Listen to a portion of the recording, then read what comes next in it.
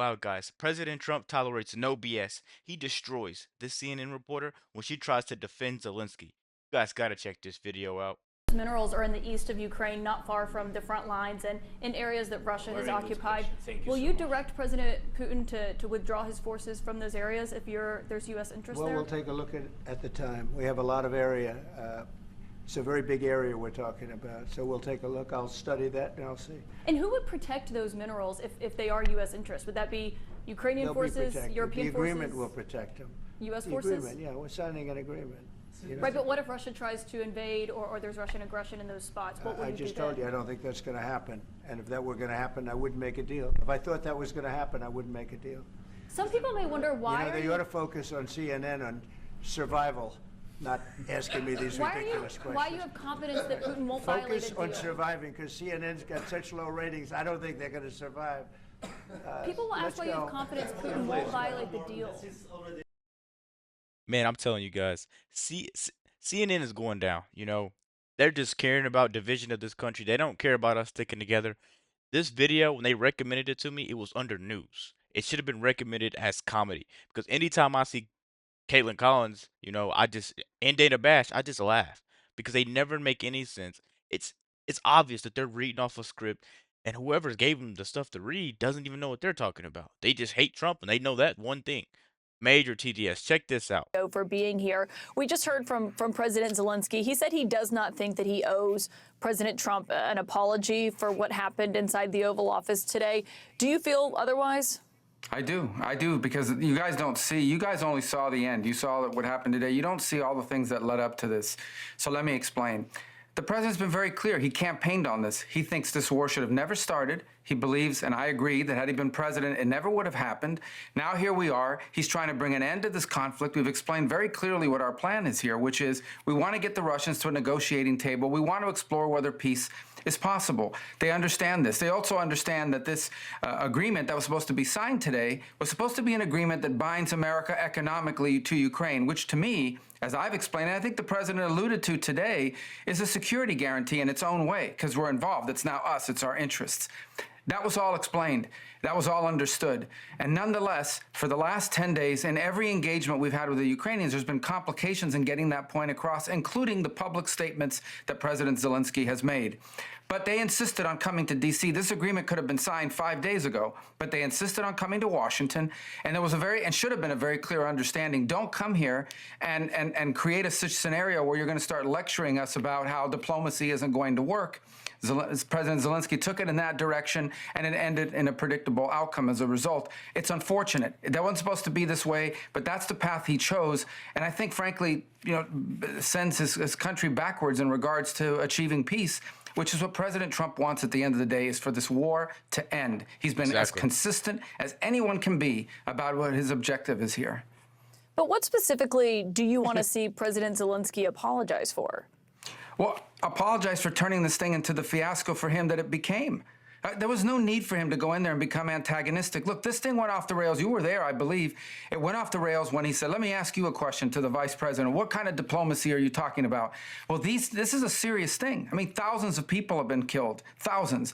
And he talks about all these horrible things that have happened to prisoners of war and children, all true, all bad. This is what we're dealing with here. It needs to come to an end. We are trying to bring it to an end. The way you bring it to an end is you get Russia to the table to talk. And he understands that attacking Putin, no matter how anyone may feel about him personally, forcing the president into a position where you're trying to goad him into attacking Putin, calling him names, maximalist demands about Russia having to pay for the reconstruction, all the sorts of things that you talk about in a negotiation. Well, when you start talking about that aggressively, and the president's a deal maker, he's made deals his entire life, you're not going to get people to the table. And so you start to perceive that maybe Zelensky doesn't want a peace deal. He says he does, but maybe he doesn't.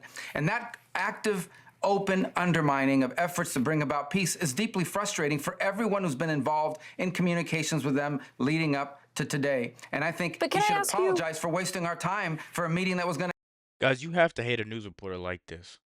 Every time she tries to go for a gotcha moment, you have an answer and an answer that's telling you exactly what she asked. Exactly what she asked. And then she goes, wait, can I just ask you a question? Then she tries to target you again. Communist News Network, you guys need to be taken off air. And Kaitlan Collins, you need to go to jail. You know, at some point, this is a terrorist act. Let's keep going, guys. To end the way it did. You yourself have said previously that Putin cannot be trusted in negotiations. That was the point that President Zelensky was ultimately making during that conversation, is that there cannot be an agreement without security guarantees, because he was talking about all the ceasefire agreements before, or agreements that Putin has just blown past. I mean, do you still feel that way, that Putin cannot be trusted in these negotiations? Well, I was there yesterday when the president said in front of the media that our approach is going to be trust but verify. President Trump's made deals his entire life. He's not going to get suckered into some deal that's not a real deal. We all understand this. We understand it on our end for certain. And so the goal here is to get to a place we have to explore whether peace is possible. I've said this repeatedly. I don't know. I think it is, based on what they've said so far, but we have to explore that. How else is this war going to end? I ask people, what is the European plan to end this war? I can tell you what one foreign minister told me, and I'm not going to say who it was, but I can tell you what one of them told me, and that is that the war goes on for another year, and at that point, Russia will feel so weakened that they'll beg for a peace. That's another year of killing, another year of dying, another year of destruction, and by the way, not a very realistic plan. Exactly. Everybody's talking about this ceasefire. Everybody's talking about this, and that.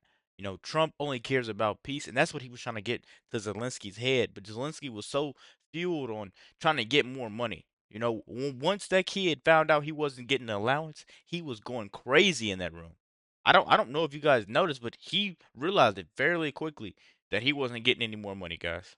Let's keep going, man. Your wife can't go on any more shopping sprees. Plan in my point of view. So if there's a chance of peace, even if it's a 1% chance, that needs to be explored. And that's what President Trump is trying to do here. Exactly. I just said President that. Trump said just when he was leaving the White House after that meeting that he doesn't think President Zelensky wants peace. But isn't that why the Ukrainian leader was in the Oval Office for that meeting today? Well, he was in the Oval Office to sign a minerals rights deal. That's what he was in the Oval Office to sign today. But again, when you have comments that deliberately appear to be after having discussed this repeatedly, deliberately appear to be geared towards making the argument that peace is not possible. You know, again, he turns to the vice president. What kind of diplomacy are you talking about? Almost as if to say, these people, you can't deal with them. You can't have any negotiations with Putin because he can't be trusted, and you're just wasting your time on negotiations. Well, he's basically undermining everything the president has told them he's trying to do. Look, there's no need for that. You start to suspect, does he really want an end to this war? Does he just think that, you know, we have to do whatever he says and give him anything he wants without any end game? That was the Biden strategy. That was the Biden strategy. We were funding a stalemate. We were funding a meat grinder. And unfortunately, for the Ukrainians, the Russians have more meat to grind, and they don't care about human life. We've seen it, human waves, the North Koreans, etc. And so this is a very complex thing. It's very delicate. It's very costly. It's very bloody. It needs to be brought to an end, but it isn't going to be brought to an end with public pronouncements and maximalist demands in the public, but in real diplomacy. The vice president was right. When you say they don't care about life, are you talking about the Russians or the Ukrainians? Well, the Russians, I mean, they're conscripting by the hundreds of thousands. They brought in North Korean troops that were slaughtered in Kursk, and they keep going because they got more people. That's the other fact. Look, and it's, you know, again, we go back to the same point. I'm not going to fall into this trap of the who's bad and who's evil. People can make those conclusions. People have seen how this narrative has played out and where we are today and how this all started and so forth. The point now is it has to end. And the way it ends is you get people to a negotiating table, and the president, who's the ultimate deal maker, knows you don't get people to a negotiating table when you're calling them names and you're accusing them of things, because at the end of the day, this is not a political campaign, okay? This is high-stakes international diplomacy and an effort to bring about an end to a very, very dangerous war. But you yourself, sir, have said before that you believe Putin is a war criminal, that is a widely accepted fact. You've called him a butcher. And you've said that as a Secretary of State, you do believe it's important for someone with such global influence as you have to speak with that kind of moral clarity. Yeah, and at this moment, as Secretary of State, my job working for the president is to deliver peace, to end this conflict and end this war. Ultimately, that is the job of the State Department. The State Department doesn't fight wars, it ends them. It tries to end them. And that's usually, by the way, celebrated. I mean, throughout history, I've watched presidents that bring about an end to wars and conflicts, and people celebrate that. They applaud it. I think we should be very proud and happy that we have a president whose prime objective is not to get into wars, but to prevent wars and to get out of wars. That is a very noble, laudable goal soul. Everyone should be applauding it, and he should be given the space to do that, not undermined by demands that he call Putin names or that we say things that impede the ability to conduct real diplomacy, as the vice president said today. To follow up on what you just said a moment ago, are you saying that you have doubts that President Zelensky wants this war to come to an end? Guys, I don't know if you noticed. I didn't talk majority of this video, but he doesn't like have questions. She just has points she's trying to make through these questions that she's asking. You know, and Marco Rubio, he knows how to articulate himself where well, he knows not to catch himself up in any statements that he makes. So he's talking very, very, very efficiently. You know, everything she asks, he's breaking it down in milliseconds and giving her an answer. And he goes in depth. It doesn't matter if it's a little question, small, anything. If it's a small or big question, he goes in depth and he lets you know. What I have doubts about is whether he's willing to say and do the things that we need in order to get a negotiation. Again, you guys, this has been going on for 10 days. And, you know, to see things in the press saying we're not coordinating with the Ukrainians, that's absolutely false. Over the last 10 days, the Ukrainians have met with the Secretary of Commerce, the Secretary of State, the Vice President of the United States, had a phone call with President Trump, and he was in the Oval Office today. I've talked to the foreign minister of Ukraine 3 times in the last 10 days. The argument that we're not engaging, but yet you keep reading these press accounts about, oh, well, they're leaving us out. We're not involved. We're not engaged. None of these things are true, and it continues. So all that led up to today in a deep sense of frustration. And my hope is that this all can be reset and maturity can kick in and some pragmatism, because this war tonight, people will die in Ukraine. Tonight, people will die in this conflict. We're trying to bring an end to this conflict, which is unsustainable. It's an unsustainable. That's what I've been trying to tell everybody. You know, they're sitting there talking, Trump and Zelensky, and stuff is still going on. You know, people are still dying. I don't know why we're on a news network and she's asking the same question for 15 minutes straight, and he's telling her, "We're trying to stop this war. Trump is trying to stop this war." He's been talking to some of their leaders.